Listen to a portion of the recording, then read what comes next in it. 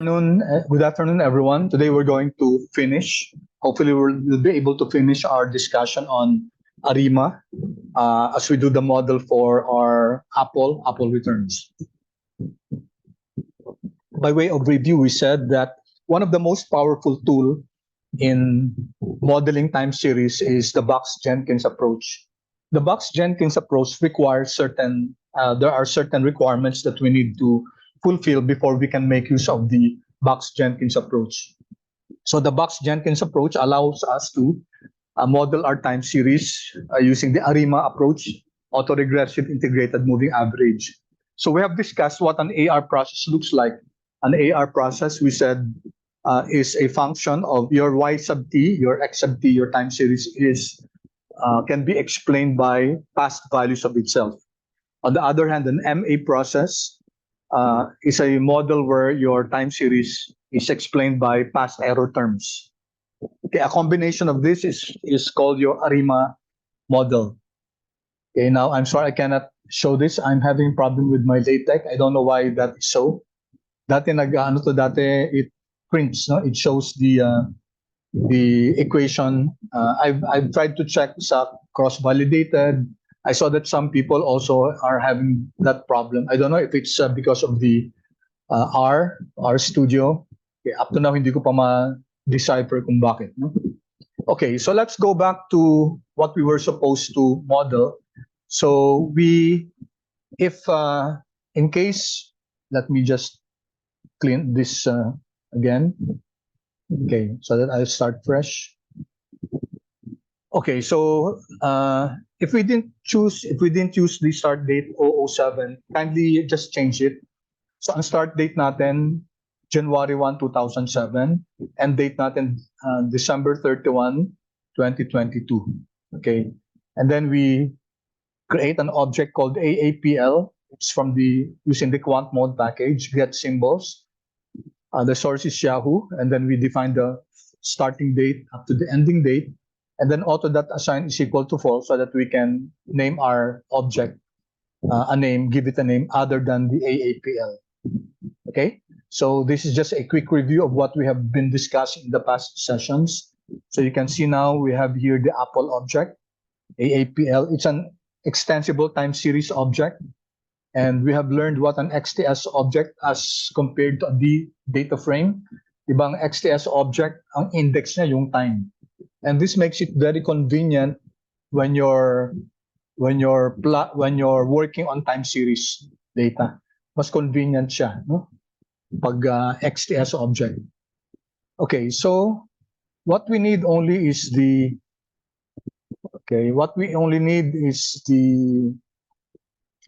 adjusted lang, no? Adjusted price. Okay, so we need the adjusted price. Okay, so we're creating this ADJ AAPL. Okay, adjusted. Kaso medyo mahaba, palitan ko na lang I want to give it a shorter name kasi masyadong mahaba. So let me see. Mamaya mag-ano pa ako. Okay lang, sige.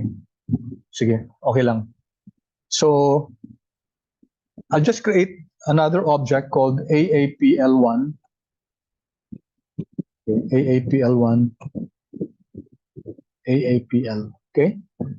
So aapl, it's just the same as aapl. Para ma-preserve ko lang class ma-preserve ko lang yung aapl na object. So I created another object, aapl1, which is just the same as my aapl. All right, and then what we did here in the other class was so we create an object called adjusted aapl, and we subsetted just the adjusted price, aapl 6, kasi yung aapl natin, ito yun, di ba? OHLC yan, open, high, low, close. And then you have the volume, and then the adjusted. We're interested in just the adjusted price. So we are subsetting the Apple object. Okay. It's the same as the aapl1. Okay. Inano ko lang para ma-preserve ko lang yung aapl na object, yung aapl1. Okay, and then I created an object called adjusted, which I'm going to revert back to AAPL later. No? Kasi ang haba ng DAG, adjusted AAPL. So in the interest of time, okay, we're going to do that. So here, ang ginawa natin dito, class. Okay, notice class, hindi na ako dito I'm not, record ko na ba? Yes, okay. I'm going fast here because we have done this in the past. No? So I'm subsetting the sixth column there. So we have now AADJAAPL, which if I open, yan, yung adjusted price lang. And then pinalitan ko lang dito yung column names ng AADJAAPL. Since isa lang naman yung column niya, I just replace it with ADJ just to replace the column name of A. Kaya naging adjusted na siya, no? All right, then it's quite a long name, class, so I'm going to revert back to AAPL. So AAPL will now be the adjusted price. Okay, for the benefit of shortening our code. Okay, so we now have AAPL. Okay, it's this one, just this lone column. Now take note, AAPL1 is the original one. Yan yung OHLC. Andiyan pa rin, no? Just in case na gamitin natin yung AAPL1. Okay, so there are many ways to plot our object. We can use the basic plot object from base R. So it will give us this one, and you can see immediately that this is not a stationary data. Okay, so hindi natin pwedeng idiretso yung arima dito kasi hindi siya stationary. We have to convert it. We have to do some transformation. Okay, later on, I'm going to show you that even if this is not stationary, we can use a particular function na pwede na niyang i-model.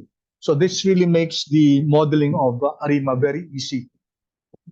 Dati kasi, class, walang ganyan eh. So pag nagmo-model kami ng arima, it takes time. Medyo trial and error, tapos iterative siya. So nowadays it's really very easy. It's really faster to plot or to create a model for arima.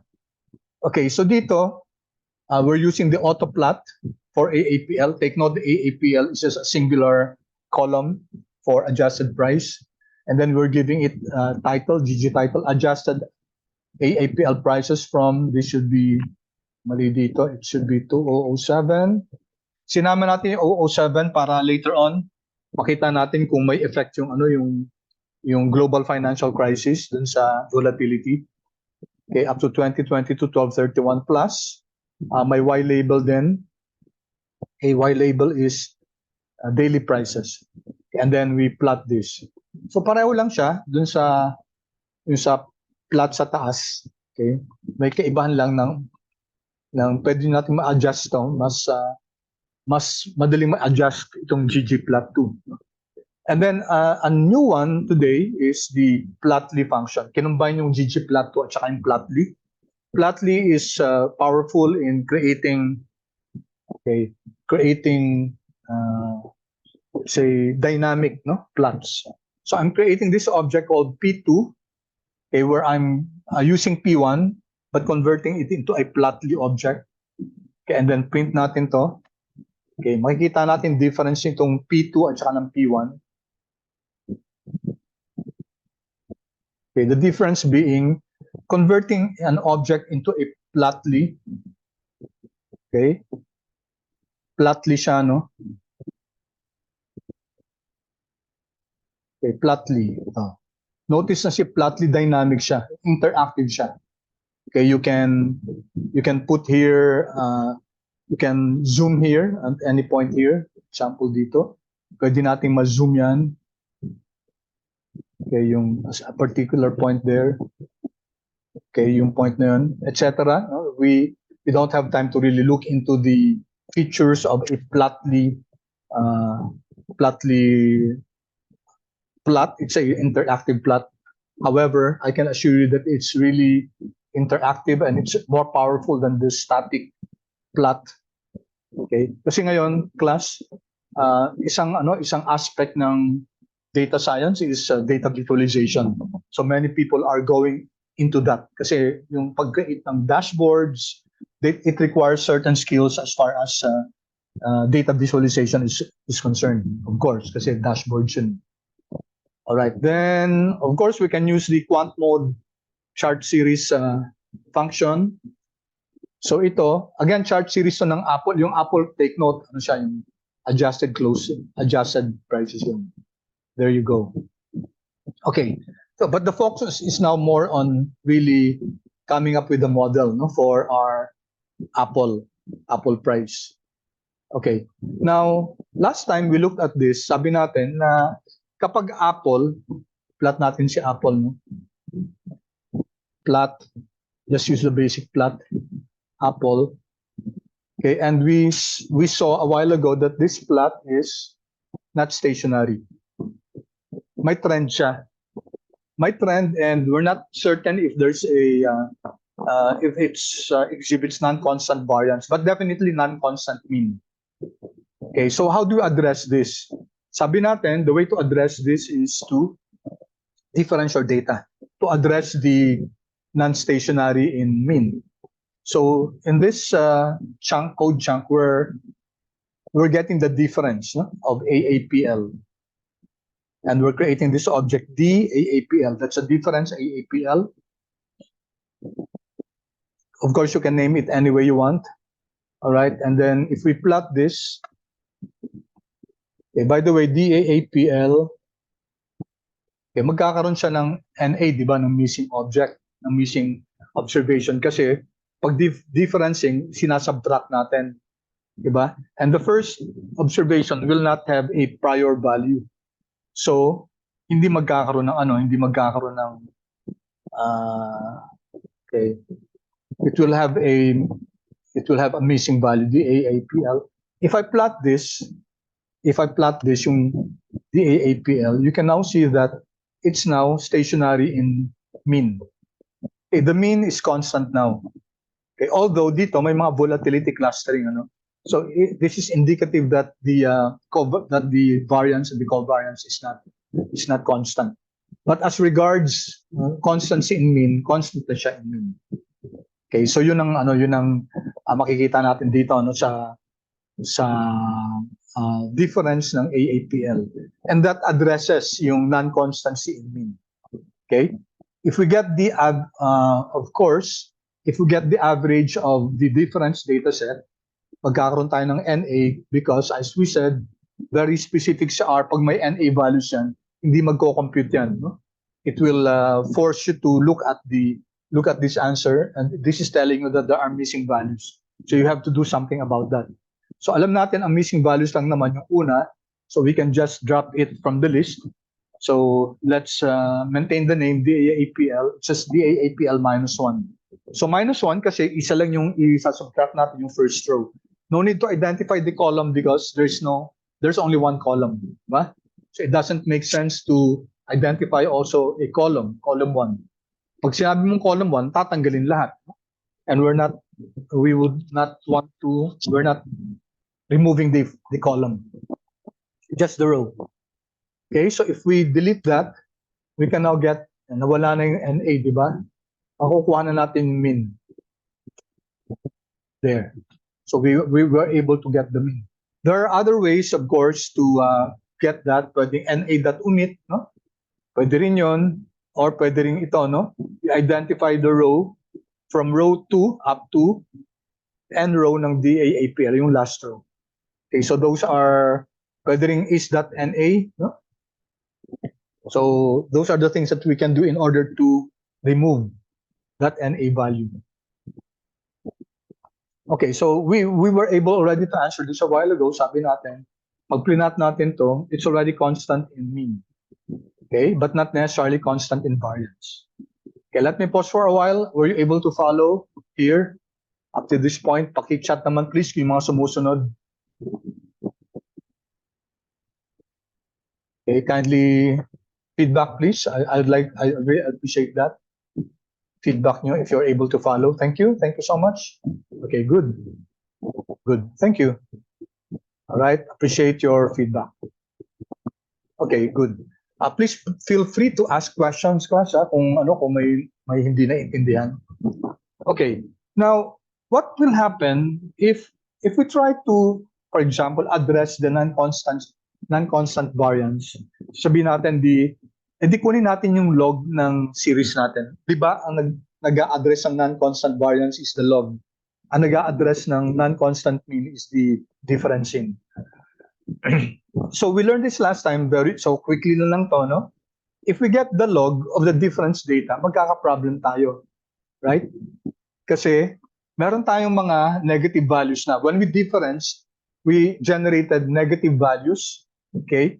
And then when you get the log of a negative number, it's a undefined yun. Kasi ang range ng isang log, it's just, you cannot get the log of negative numbers, neither of zero. So that's why you have this not a numbers produced. Okay, so the best way, if you have a data that's non-constant in variance and non-constant in mean, the best way is to first get the log and then get the log and then get the difference. Okay, which is what we did last time, di ba? So ito, kinuha muna natin log, and we said that pag ginamit natin log ni kay R, the base is E, no? Unless if you want to identify this to be log 10, then dapat i-identify mo na ang base should be equal to 10 or comma 10. No? So that's the way you can generate a log 10. But usually sa finance, ang ginagamit natin yung exponential, no? So log, yung natural log lang. Okay, so here we're getting the log of AAPL. Okay, getting the log of AAPL will not, of course, generate not a number. Okay, so let me run this. Summing plot. So, di ba, ito yung mga logs, no? Okay, lahat yan may values. Walang na-generate dyan na not a number, no? Kasi yung mga figures natin are all positive, so may log yan. And then, you notice that the plot of the log of your series, well, in a sense, it smooths out yung variance a bit, no?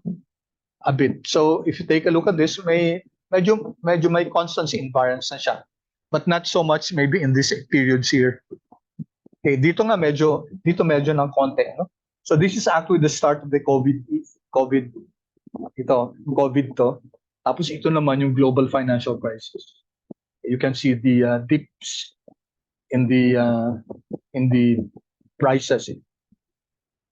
Okay, so pagkakuha natin ng log class, pwede natin saka natin kunin yung difference. So here we're getting, by the way, just getting the log did not make the series stationary in mean, di ba? May trend pa rin eh. So you'll have to get the difference, no? So I'm creating this object DL AAPL, so that's a difference ng log, which is the difference of the log of aapl. Okay, if we run this, if you view this, meron na naman tayong NA dito. As expected kasi, kinukuha niya yung difference eh. And wala naman tayong data prior to January 3, 2007. Kaya magkaka-NA yan. So let's just delete that. Delete natin yon. Ito yan, no? So tinanggal natin yung NA dyan. And then if we plot this, okay, we can see here that, okay, it's more or less, talaga siya, yung stationary na siya. Although we can see that there are volatility clustering. Okay, ito yung financial crisis. Then also there were some clustering noong 2012, and then here noong 2020, nagkakaroon ng clustering. Okay, and especially when there are fortuitous events, when there are events that really affect yung market, talagang medyo nagkakaroon ng volatility clustering. And we define volatility clustering as periods where rise in either the price or in the returns of the object is followed by more increases. Increase is followed by an increase, a greater increase, a greater increase. And then, pag nag-decrease naman, it's followed by a series of decreases. Okay? Tuloy-tuloy ng pababa, tuloy-tuloy ng pataas, and that generates the volatility clustering. Now, just to be ahead of myself, no? Yung clustering na yan, class, normally hindi nakakayang i-model ng arima yan. But be that as it may, i-model pa rin natin. Kasi pag ganyan, ang nakaka-model talaga niyan is more the arch. No? Alright, so makikita natin dito later on na hindi kaya i-model ng arima. Pero yung returns niya, kayang i-model, pero yung volatility, hindi kaya. Okay, so this one, class, is already stationary, we can say, but we can do statistical analysis. By the way, yung difference ng log, we explained this last time that this is actually equal to the log returns. Huh? So when you get the difference of the log of a time series, it's actually the log returns. And here I'm going to, don't think I gave this to you before. So let me share this code chunk with you para hindi nyo lang i-type para mas mabilis tayo. Okay. I shared this in the other section a while ago. All right. So dito, nag-create kami ng isa pang object, DLAAPL1. No? Yung kanina kasi DLAAPL1. So we just got the daily returns. This is from the quant mode package. May function na daily return. And then, ang sabi natin, daily return ni Apple, and then type is equal to log, yung log returns. All right. So if we print this, so I run this DAALPL1. Okay. So ito yun, no? And then here you have here a zero value. Dito, zero ang ginagawa niya doon kanina sa sa difference. NA ang ginawa niya, di ba? So dito, nagbigay siya pero zero values. So the same thing, I'm going to remove that. DLLAPL1, -1. And then i-view ko to. So pag i-run ko tong dalawang to. Okay. Then, ito na siya. No? Now, just to show you that itong DLAAPL1 na yan, which is generated using daily returns, is just the same as DLLAAPL. Diba? Ito yung log ng difference. Okay? So, if we print the head, okay, tingnan natin kung i-round ko lang siya, no? Round 4, just the 4 decimal places. Ito din, round,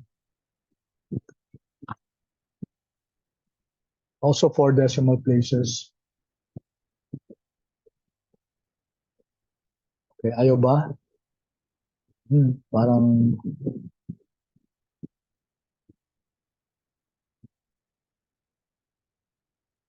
okay.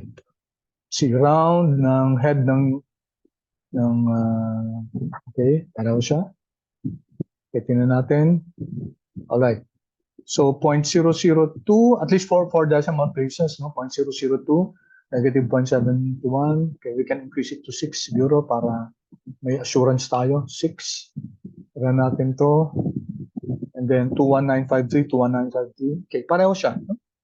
Pareho siya. So I just wanted to convince you that yung yung difference ng log returns is just the log returns. Okay, pareho lang yan. Alright, so ang tanong sa atin, ano ba i-model natin? Well, it depends, no? It depends. What are we modeling? Usually, ang minomodel class, yung returns. Okay? Madalang yung nagmo-model ng prices. Okay? So, madalang nagmo-model ng prices. So, ang gagawin natin dito is we're going to model the price. The returns, no? So, i-model natin yung returns. Alright? So, punta na tayo dito. Alright, let's first check whether yung natin, yung okay, ba't dito to? Dapat Control X. Oh, sorry. Control Z. Dito ko ilalagay, ha? Okay. How do we test for stationarity? Okay. To test for stationarity, maraming functions ang pwede natin gawin. Maraming test. Pwede natin gamitin yung augmented Dickey-Fuller test. So the ADF test is used to check whether your data is stationary or not. Okay? So dito, ang null hypothesis niya, the time series has a unit root. Pag sinabing may unit root class, ibig sabihin nun, hindi stationary. Okay, so tandaan nyo na lang yun ha, kasi I will not go into the discussion of unit root kasi medyo tatagal tayo and medyo may pagka-mathematical discussion yan. Just remember na pag sinabing yung time series mo may unit root, ibig sabihin nun, loosely speaking, it's not stationary. Okay? So we don't want that, di ba? Gusto natin yung time series natin stationary. Bakit? Kasi yung Box-Jenkins approach, which is the ARIMA modeling approach, requires that your data has to be stationary para natin magamit yung ARIMA. Otherwise, hindi natin pwede magamit yung ARIMA method. All right. So we're going to use from the T-series package, you have this ADF.test. Okay, so tandaan nyo, augmented Dickey-Fuller test. Okay, ang tinetest natin dito, class, yung difference log aapl. So this is the returns, no? Okay, ang tinetest natin yung returns. Okay, control enter. Okay, we have this result. We have the p-value at 0.01, and then we're informed that the alternative hypothesis is stationary. In other words, yung null hypothesis is that the time series is not stationary. As I said here, may unit root siya, aka not stationary. And since the p-value, okay, the ADF stat is 0.01, therefore, ang conclusion natin, we reject the null hypothesis that our time series, the difference log aapl has a unit root or is not stationary. Okay, so stationary siya. Okay, pause muna ako. Again, please chat if you're able to follow. Naintindihan ba yung ADF test? Na yung ADF test, it helps us determine kung stationary yung data natin. Okay, I hope you're following along, class, kasi tumulang kayo sa group group work nyo. Kailangan naiintindihan nyo. Don't let your classmates just understand the lesson. Kailangan kayo din, no? Para kahit kayo lang gagawa, makakaya nyo. No? Okay, any questions so far? Clear ba yun na yung ADF test, it helps us determine whether it statistically determines whether our time series is stationary or not stationary. And in this case, the difference log aapl is ang inference natin stationary siya. We fail to reject the null hypothesis. Another way to test it is the KPSS test. Pareho lang yung test niya, magkaiba lang sila ng hypothesis. Si KPSS test, ang hypothesis niya, the time series is stationary. Okay? So, if we run this, ayan, p-value is 0.1. So, since ang null hypothesis natin is stationary siya, the p-value is equal to 0.1 will mean that we fail to reject the null hypothesis. Okay, so si ADF, KPSS test will give us the same result. Okay?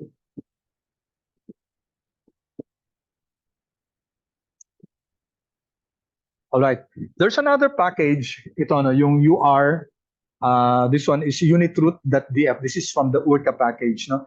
Medyo mas mas may substance, pero for our purposes, class, but let's just run it anyway just for you to be aware that there are more, sabihin natin, more substantive, no, na mga tests, no. In this case, you have here parang nagre-regression siya.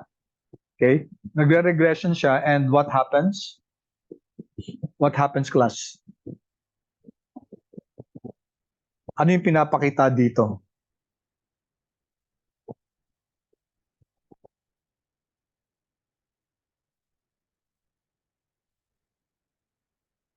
What do you think this tells us, class?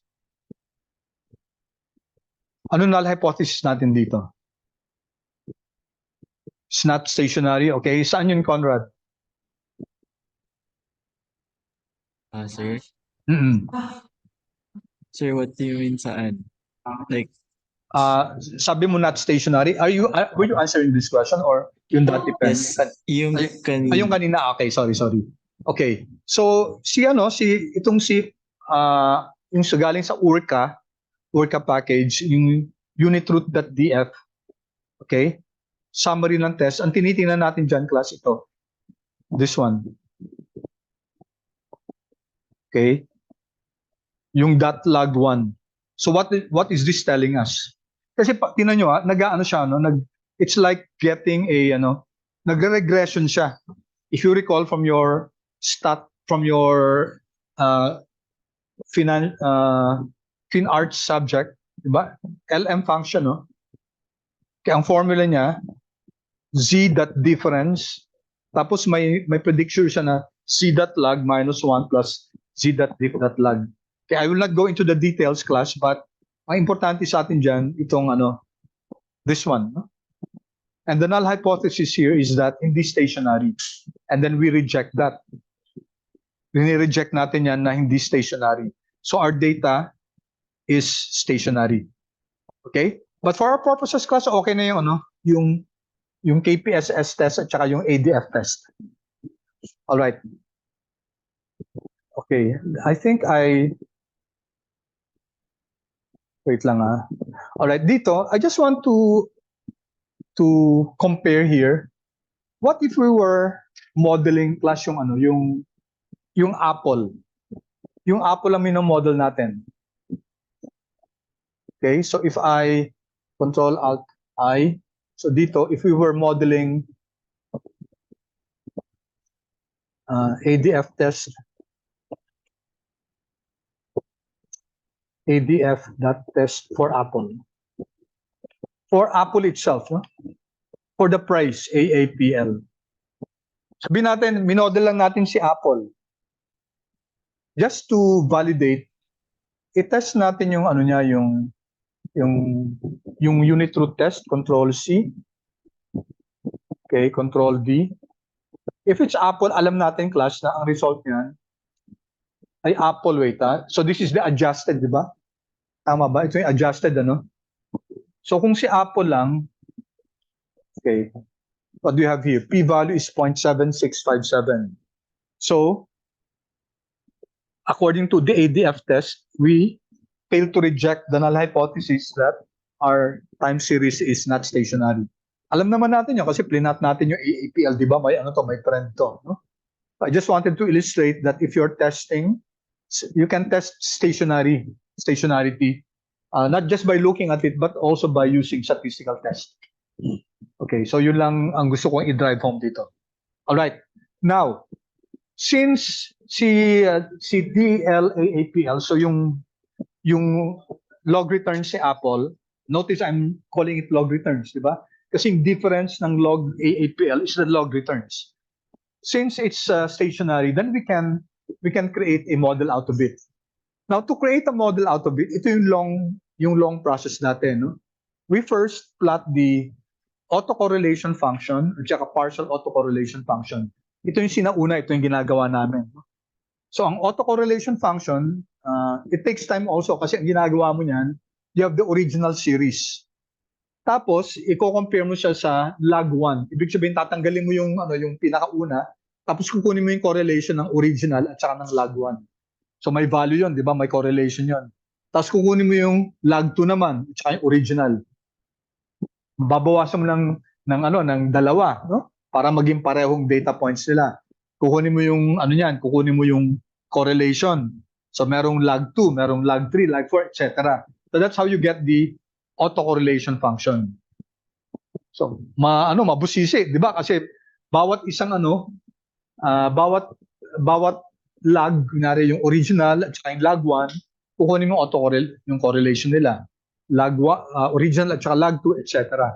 So yung PACF naman, medyo similar yung pag-compute, only that there's some bit of difference, but we're not going to look at the difference. No? Ang importante sa atin kung ano yung itsura ng plot ng ACF at saka ng PACF. Okay. Kasi bakit natin kailangan yung plot na to? We need these plots because it will help us determine kung anong klaseng model yung DLAAPL, yung log returns. Eh, di ba yun ang objective natin? Identify an arima model out of that. So is it an AR model, an MA model, or an ARMA model? anong klaseng model siya. So malalaman natin yan sa ACF at saka PACF. Okay, so let's use this function. Could you kindly chat please if you have this code? Kung meron sa inyo yung code na to. I'm not sure kung binigay ko rin sa inyo to. Kindly chat please.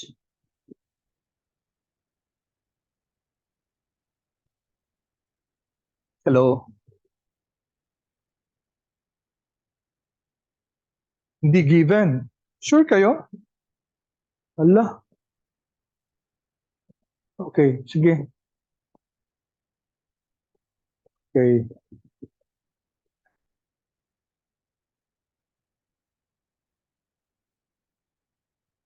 Oh, nako. Control C.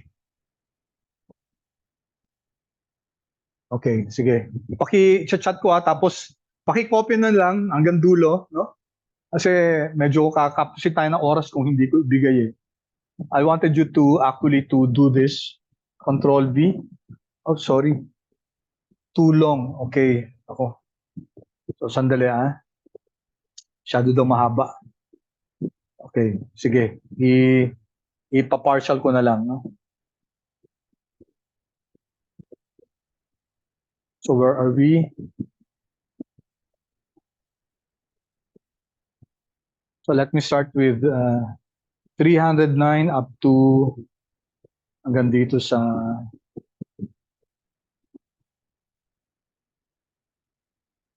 okay, hanggang 370.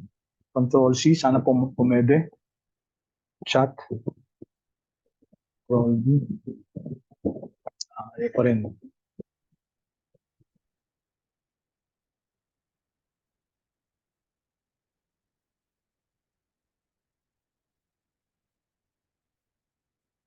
Okay, so partial lang.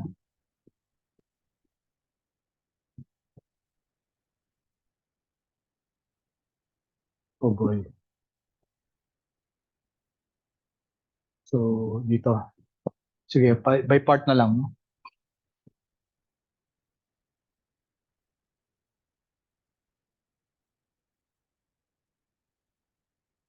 Hanggang 333 muna. Control C.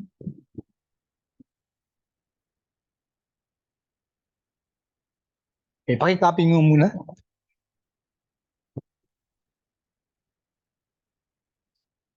I copied hanggang around 30 rows of code. Okay, so let's run this. Okay, so determining the ARIMA model. Okay, as I said a while ago, yung ACF or PACF, pinaplot natin yan kasi gusto natin malaman kung ano yung model na pwede nating gawin para sa the model that we can use for your time series, yung log returns.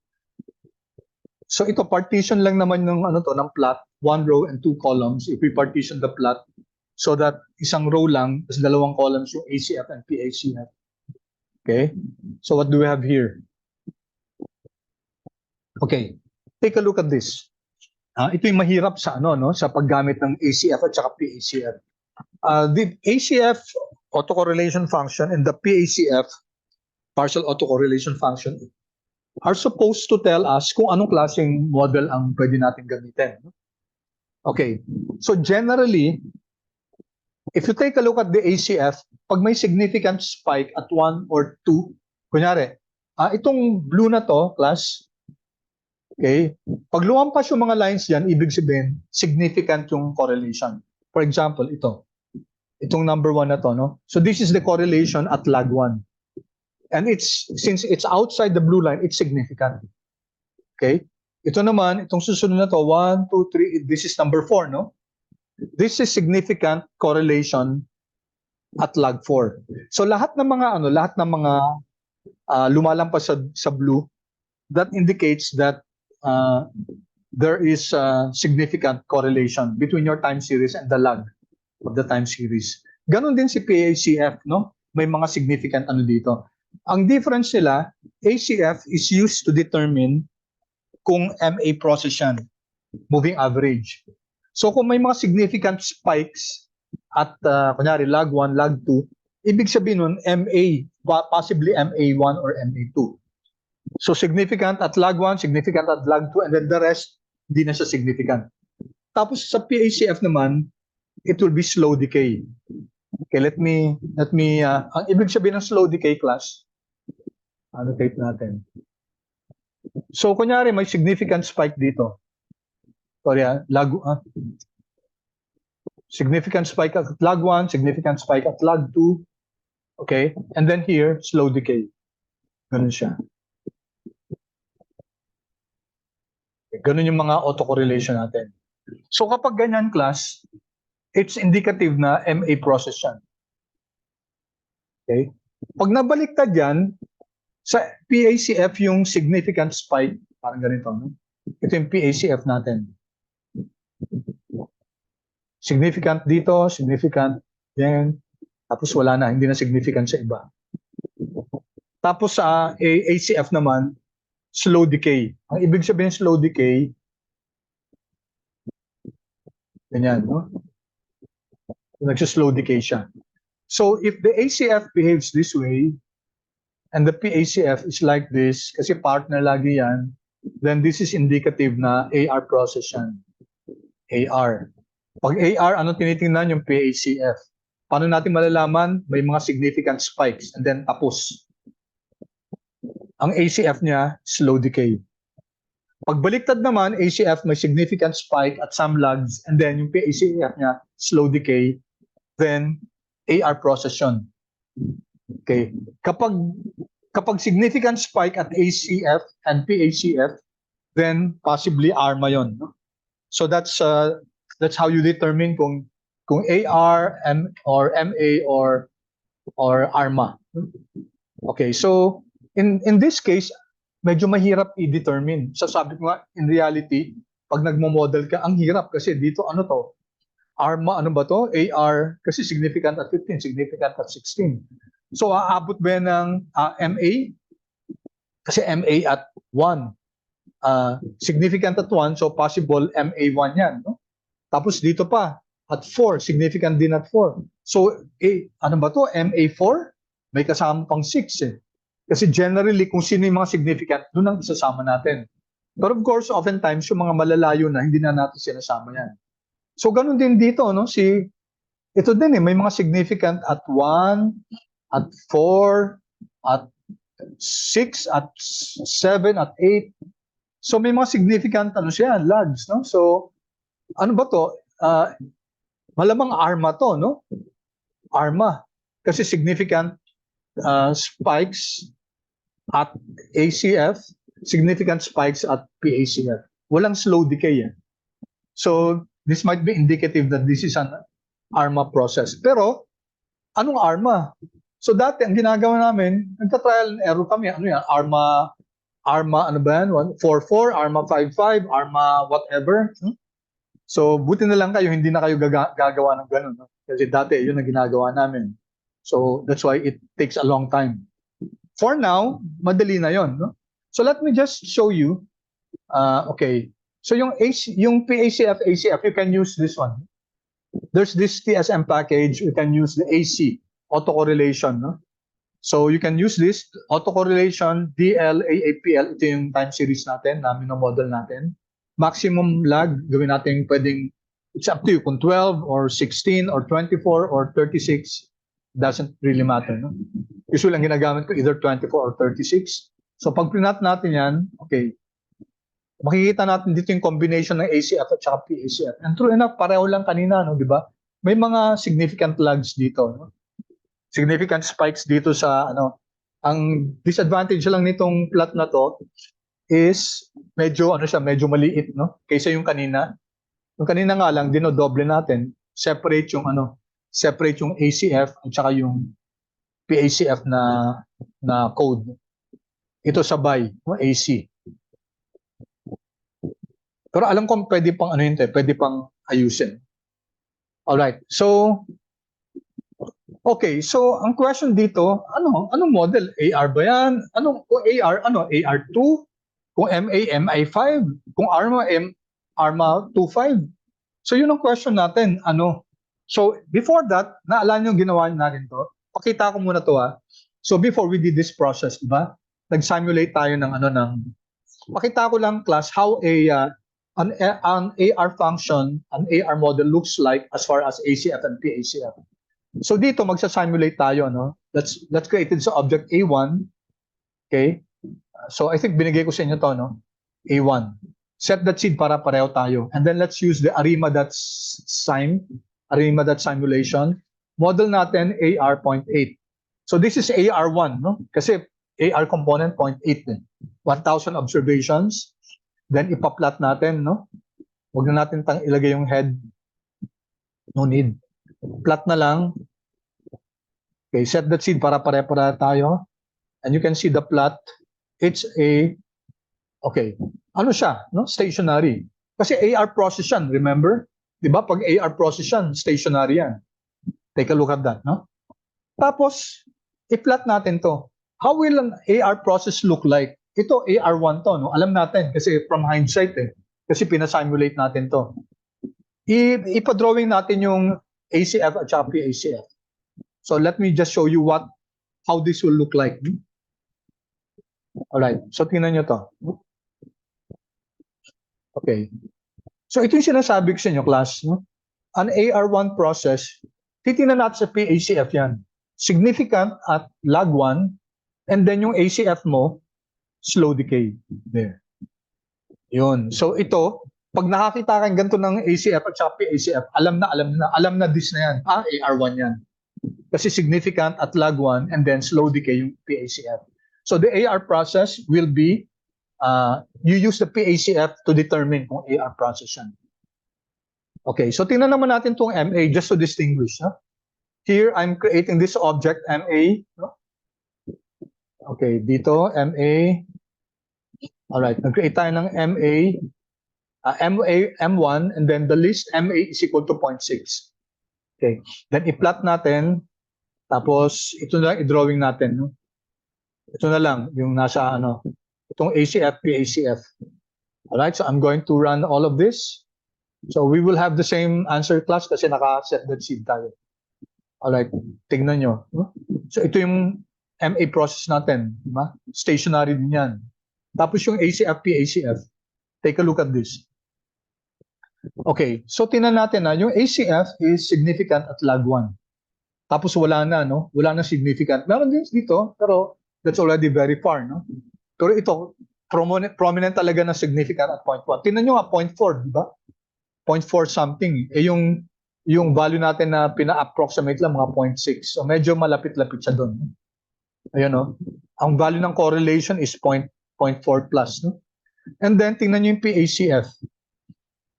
Alternating na slow decay, no? Tingnan nyo.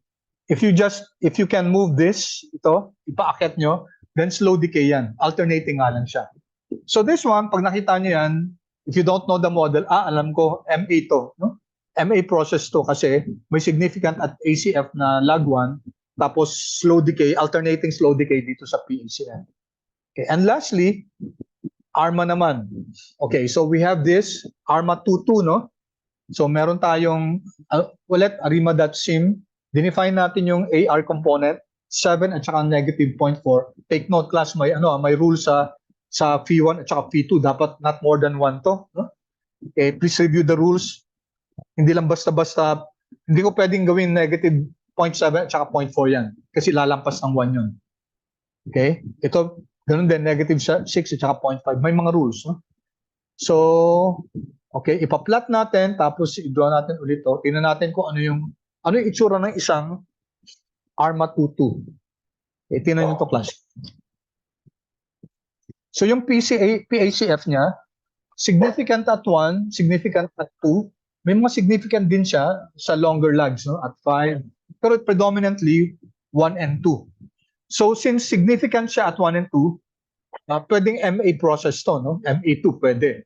Ito naman, ganun din. Significant at 1, at 2, tapos significant dun sa mga longer lags, dun sa 5, 10. Pero hindi sa slow decay, no? It's not a slow decay. So, malamang nito, since meron tayong mga significant spikes at the ACF and the PACF, then malamang yan, ARMA yan. Okay? So I just wanted to illustrate that to you. Okay, na ganito yung itsura ng isang standard na AR process, MA process, etc. Alright. So, ito, okay, ito, pinaano ko lang to, no? Pina-define ko lang dito kung ano yung model dapat. Okay, I'll skip that kasi I'll let you run that on your own kasi ang gusto natin i-model yung yung DLAAPL. Okay. So, let's now create this. Okay. I'll call it model model 011. Okay. So my function na auto.arima. So this is from the forecast function so that you know. Forecast function. So there's this function called forecast auto.arima. Now, itong auto.arima, sabi ko nga, ang advantage ito, sasabihin sa atin kung anong model yung dapat gamitin. No? Okay, so hindi na tayo manghuhula dun sa ACF at saka PACF. Almost time na pala. Hindi inabot. Okay. Anyway, run natin to, class. And then, take note. Ayun, sinabi sa atin. So yung DLAAPL natin, ang model niyan, take note, no? AR5. 0D, ibig sabihin, hindi mo na i-differentiate kasi stationary yan eh. So no need for differencing. And then 1 will be your MA component. And the answers are ito. AR1, AR2, AR3, AR4, AR5, MA1 plus the mean. May mean siya. Okay, so that's the model class. Okay, so hindi na tayo hindi ka na trial and error, no? Dati kami, iniisa-isa namin yan hanggang makahanap kami ng model na with the list na AIC. This is the AKIK information criterion. So that's the basis for AKIK information criterion. So that's the basis for determining which of the models is the best. Now, let me illustrate to you. Okay. Pakita ko lang to paano kung yung Apple, paano kung auto.arima.apple tayo. Now take note, iba yung Apple iba yung log returns ng Apple natin. So, oops, pareho, but 0, gawin ko tong model 11 na lang, plus model 11. So let's just see what, hindi ko na ipa-plot, no? Ito na lang. Ano yung magiging answer kung ipahanap ko yung auto.arima ni Apple? Okay, and let's run this. And you can now see that the model is, yun, iba siya, no? 013. Walang AR component. And ito yung ito yung ina-expect ko may 1. Bakit may 1? You need to difference first. Okay, because remember, Apple is not stationary. So kung mag-aarima ka, kailangan may differencing yan. Yun ang gusto kong sabihin. No? So difference siya. Okay, so this is difference Apple and then MA3. Yan ang model. Now, it's different from the other one kasi yung isa difference ng log. Ito difference lang ng Apple. In fact, okay, if I do this, what if I get the, anong model ito? Model 11, gawin ko itong model 12. Okay, auto.arima ng difference Apple. Okay, ito difference Apple So, remember, nung dinifference natin yung Apple, medyo naging stationary siya, di ba? So, if I plot this, ito lang dalawa, ano mangyayari dito? Okay, now take note, arima 003. Hindi na kailangan i-difference, pero yung MA component niya 3. And this is the same as auto.arima AAPL. Take note yung MA1, MA2, MA3, pare-pareho lang yan. Pareho siya. MA1, MA2, MA3, pareho siya. You can compare that. No?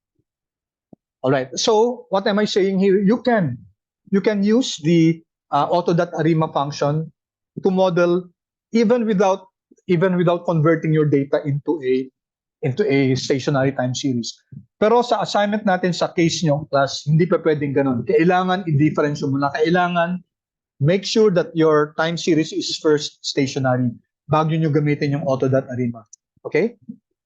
All right. So, just a few more class. If you need to go, kindly lang. Tapusin ko lang to para naka-record lang. If you need to go, it's okay.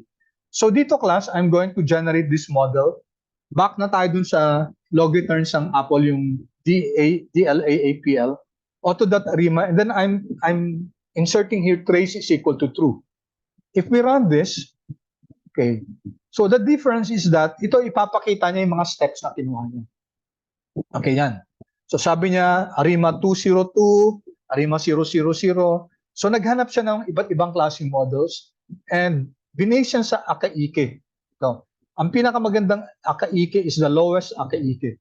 And then it turns out that the best akaike is negative 19,925. No? All right. So 501. Sa una tinignan niya, no? Ito una tinignan niya. Arima 501, akaike is negative 937. 19,937. Siya yung pinakamaliit, no? Now, dito, ginamit niya approximations lang kasi madaming model siya. Now, tapos ang ginawa niya susunod, nag-refit siya. Minodel niya ulit, this time without approximations. Tapos yung exact na value niya is 19,925. Ito na, no? So, the best ARIMA model is ARIMA 501, which is what we generated kanina, no? ARIMA 501. Okay? So, let's create this object. Model 111 natin to, no? Mag-create na lang tayo ng panibagong object, model 5. And then, ang gamitin natin, hindi yung auto.arima, no? Gamitin natin sa arima, and then DLAAPL, and then gamitin natin yung nakuha nating answer dun sa auto.arima, which is 501. Okay, include that mean is equal to true.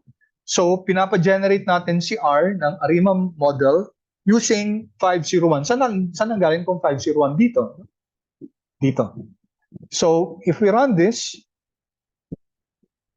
okay, I don't think you have this, no? Sorry. Okay, hindi ko nabigay yung ano, ako, pasensya na. Hindi ko na nabigay yung iba, no? Saan na ba ako nag-stop mo?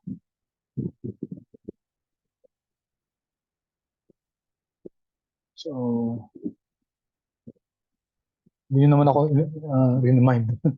Hanggang 367 niya. Pakikopy nyo class, ha? 367, tapos ito.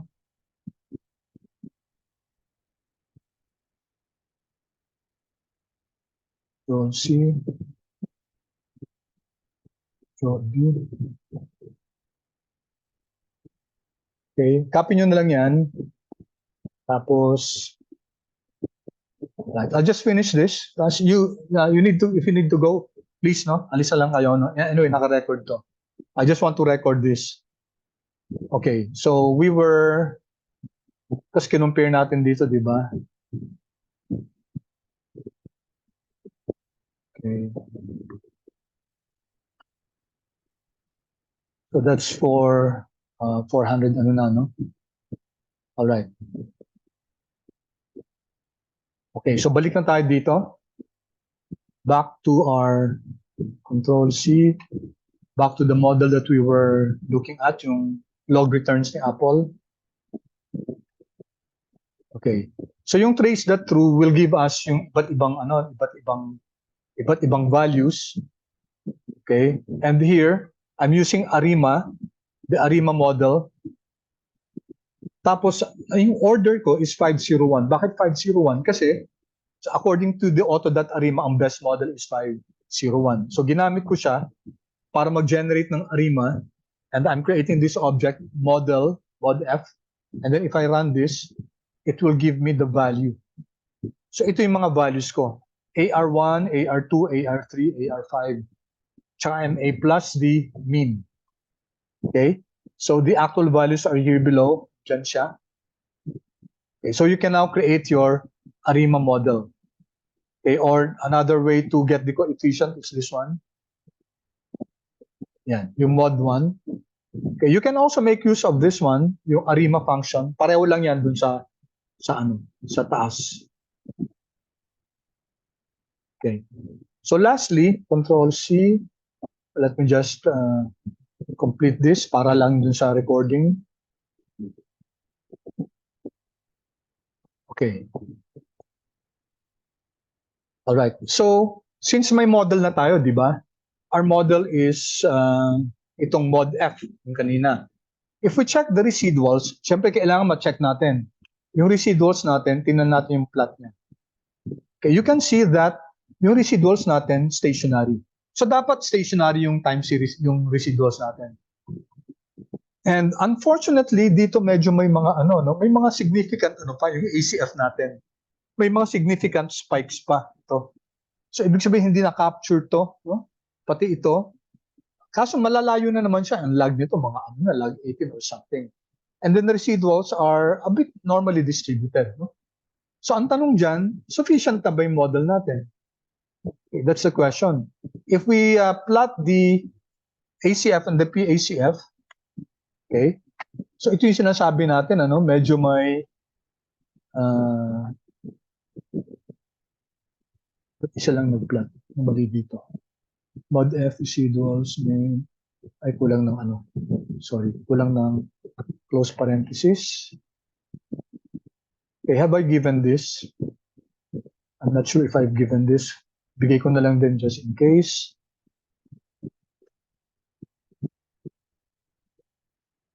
Okay. So, if we plot this class, itong ACF to ACF.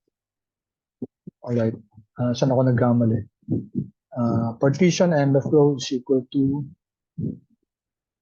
1, 2, 1, 2. Saan mali ko? Tama naman.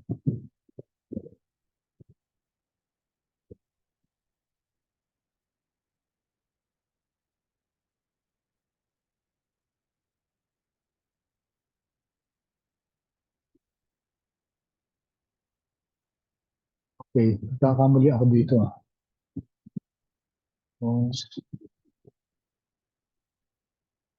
Alright, so you can see here the ACF and the PACF. No? ACF, kasi dapat ang residuals natin white noise na dapat.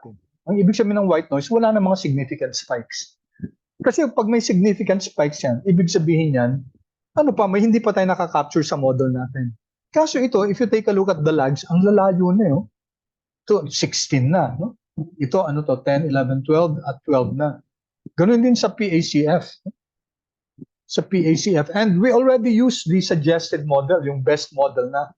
Yung 501. Yun na yung best model eh. May mga hindi pa nakaka-capture dito. Which indicates, class, that, okay, itest muna natin ulit. Yung ba natin, yung residuals ba natin, stationary ba yan? Okay, ito, tinan nyo, 0.01.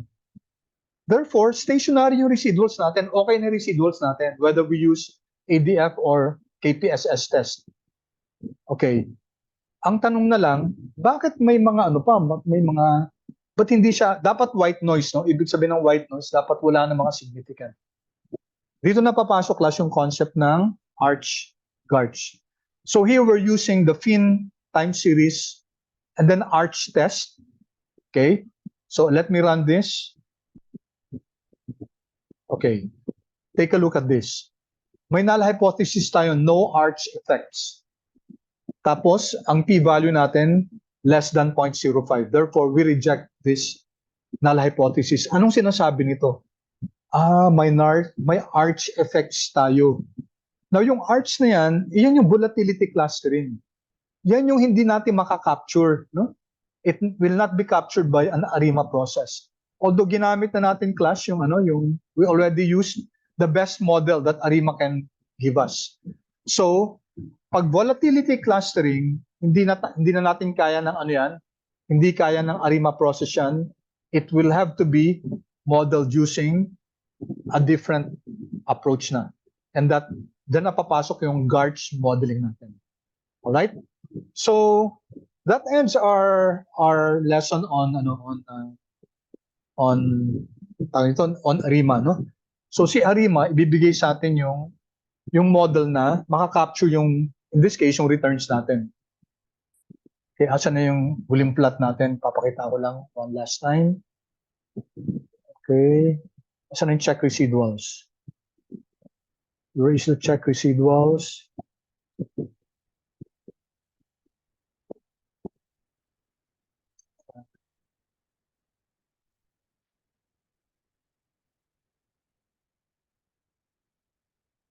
Check residuals here. Okay? Run ko lang ulit to for 26. Okay. So take a look, no?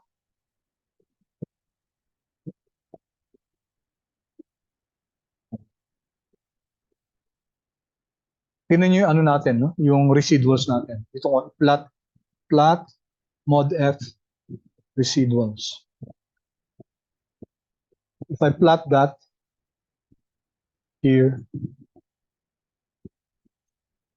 okay, we can see that, okay, stationary naman, di ba? Kaso mukhang hindi siya white noise.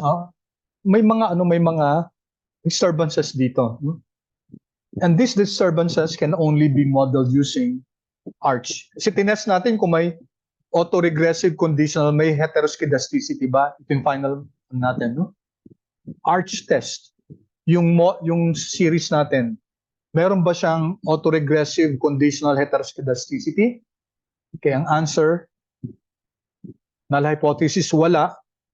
P-value less than 0.05. Reject the null hypothesis, meron arch. Okay? So that will be the next step. So we have modeled yung arima. Okay na yon. Yung model natin, arima 501. You can now write that model. And then we will now add the Garch model that will model the conditional heteroskedasticity, yung volatility. Okay, so that ends our discussion. Let me stop recording now.